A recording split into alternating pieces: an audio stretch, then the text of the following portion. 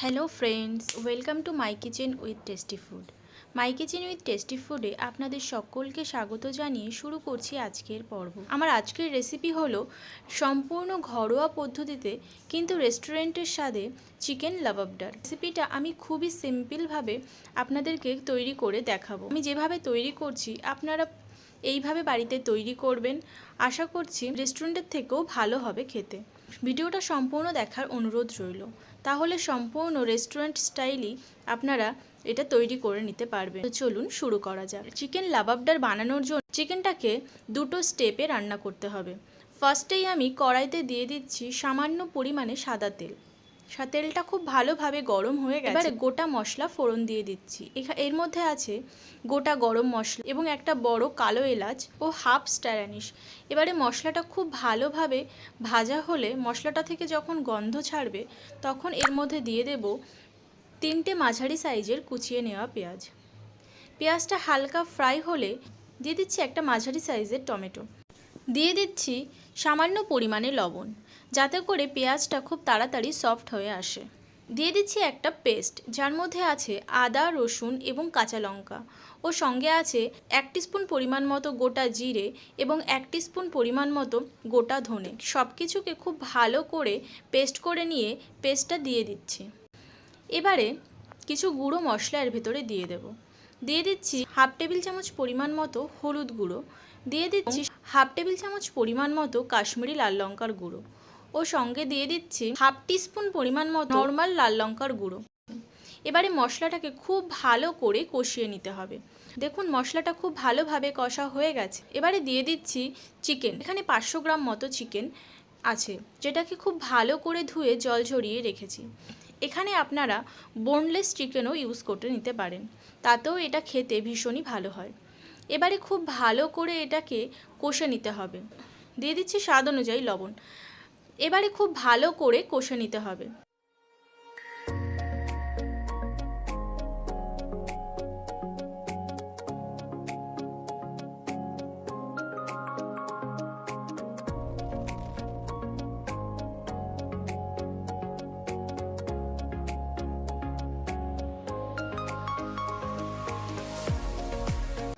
চিকেনটা খুব ভালোভাবে কষে নেওয়া হয়ে গেছে।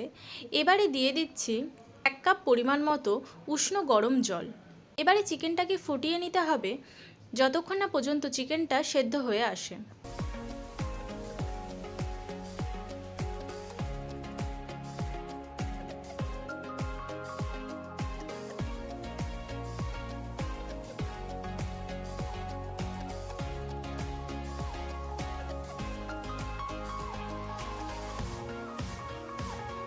দেখুন চিকেনটা খুব ভালোভাবে ফুটে উঠেছে এবং চিকেনটা সেদ্ধও হয়ে গেছে।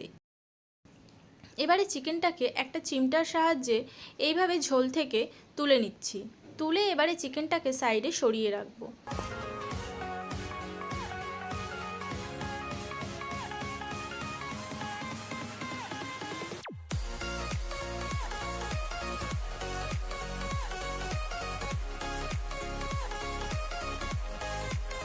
এবারে এই যে ঝোলটা আছে এটাকে আরও 5 মিনিট মতো ফুটিয়ে নেব হাই ফ্লেমে। যখন চিকেনের ঝোলটা গাঢ় হয়ে আসবে তখন এটাকে ঠান্ডা করে মিক্সিতে দিয়ে ভালো করে পেস্ট করে নেব, যাতে এই যে গোটা মশলাগুলো এখানে ইউজ করেছি এগুলোও খুব ভালোভাবে পেস্ট হয়ে যায় এবং ঝোলটা স্মুথ হয়ে আসে।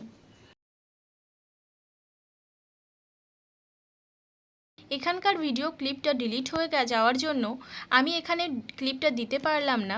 আপনাদের আমি মুখে বলে দিচ্ছি এখানে আমি কি কি দিয়েছি। দিয়েছি সামান্য পরিমাণে সাদা তেল। এটা তুলে নেওয়ার পরে যে গ্রেভিটা পড়েছিল চিকেনের, সেই গ্রেভিটাকে খুব ভালো করে মিক্সিতে দিয়ে পেস্ট করে নিয়েছিলাম। সেই পেস্টটা এর মধ্যে দিয়ে দিয়েছি। দিয়ে দিচ্ছি কাজু বাদামের পেস্ট। এখানে 10 থেকে 12টা কাজু বাদামকে 5 মিনিটের মধ্যে জলে ভিজিয়ে রেখেছিলাম। তারপর খুব ভালো করে মিক্সিতে দিয়ে পেস্ট করে নিয়েছি।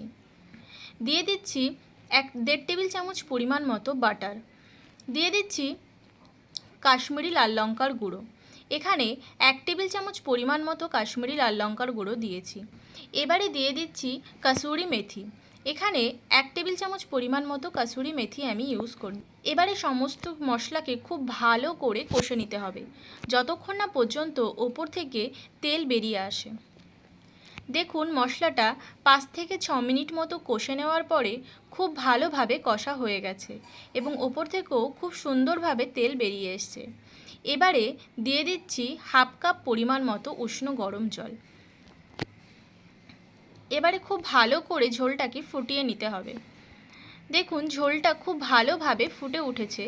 এবারে দিয়ে দিচ্ছি সেই তুলে রাখা চিকেনটা দিয়ে দেওয়ার পরে এবারে খুব ভালো করে নেড়েচেড়ে ঢাকা চাপা দিয়ে হতে দেব 3 থেকে 4 মিনিট মতন।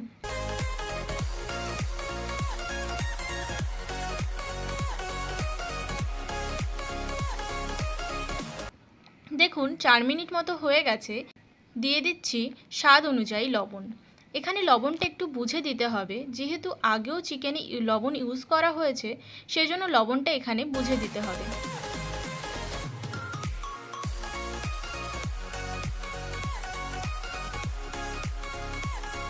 এবারে দিয়ে দিচ্ছি ফ্রেশ ক্রিমটাকে কিন্তু অবশ্যই করে দিতে হবে, তা না হলে রান্নাটার যে রিচ ফ্লেভারটা সেটাই আসবে না। এবারে দিয়ে দিচ্ছি আবারও কিছুটা পরিমাণে কাসুরি মেথি। এই কাসুরি মেথিটাকে আমি ড্রাই রোস্ট করে নিয়েছিলাম।